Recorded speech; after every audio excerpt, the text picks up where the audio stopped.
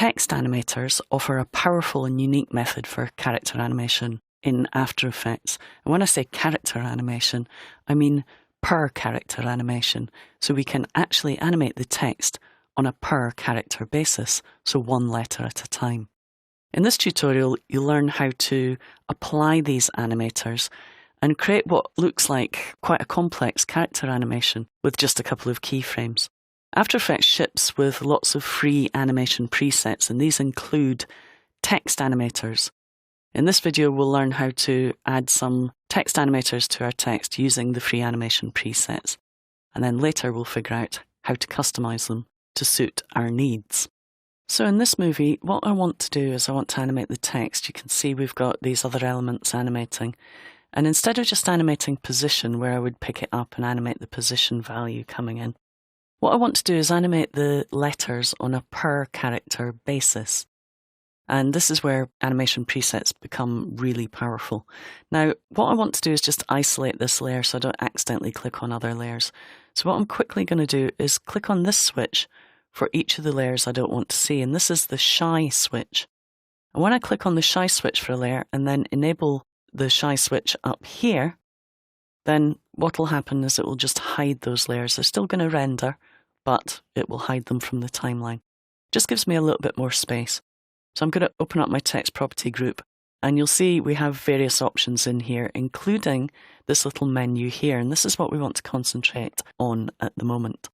Now we have transform properties for the layer, as you would expect, but you'll notice if you click on here that we have other transform properties as well as others for fill color, stroke, tracking, etc. So why do we have more transform properties here?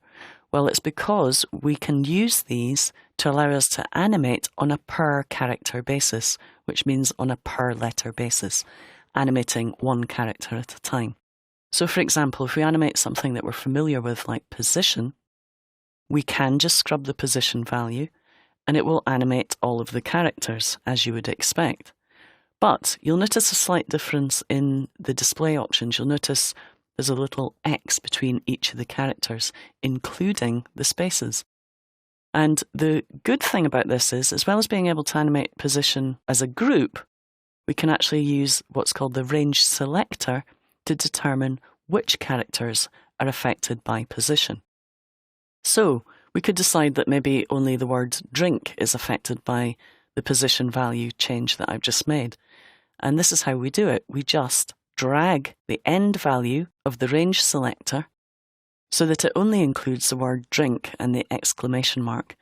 Now you'll notice that we have a percentage value measuring how much of the text is selected, and drink is 30% of this sentence. I can also use this handle here to determine which letters are selected, and that's quite handy because it allows me to select per character. You'll notice it snaps between the different characters as I scrub through, which is a nice way of selecting them. Now if you want to do that, have access to the character count down here, instead of measuring by percentage, you can go into the advanced section and change the units to index. And then when we go back up here, you'll notice instead of counting it as a percentage, it's counting the number of characters. So DRINK exclamation mark and a space is 7 characters. If we want to remove the space, we can move that in. Now that's the default setting. If you want to exclude spaces in your measurements, you can also go into the advanced section and say characters excluding spaces. But we're going to leave it on the default for now. So how do we create our per character animation? Well, we animate the start or end property. Now if I scrub the start property, you can see that that's dropping the text down one letter at a time from the beginning of the text. If we scrub the end property, we get something different. You'll notice it moves it from the end back to the beginning. So we want the first character to drop down first. So what we're going to do is just extend our selection to the end of the text. So let's drag it out so that we have all the letters selected. And then let's set a keyframe for the start value. Then we move to where we want the animation to end, and we just drag that start value out to the end so that both values are the same, a value of 20. And if we run preview that, we should now have our letters dropping down one at a time, which is a really nice effect. Now, the only thing about that is I just want to adjust where they come from. At the moment, they're coming from just a little bit higher than the original place. What I want to do is have them coming up from up here somewhere. So I can extend the Y value, and you'll notice that once I've created my keyframes, there's no need to keep adjusting keyframes. All I need to do is adjust the position property, and they'll now drop from the top. Okay, so we now have the characters dropping from the top. Of course, if I want them to maybe come from over in this direction, I can just adjust the X value as well to move them over here. And now they'll come in as if they're coming from this direction.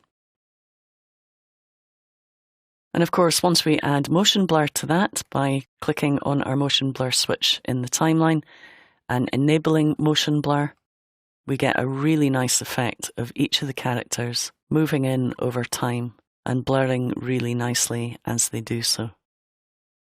So that's how to build your own text animator and apply it to your text in After Effects.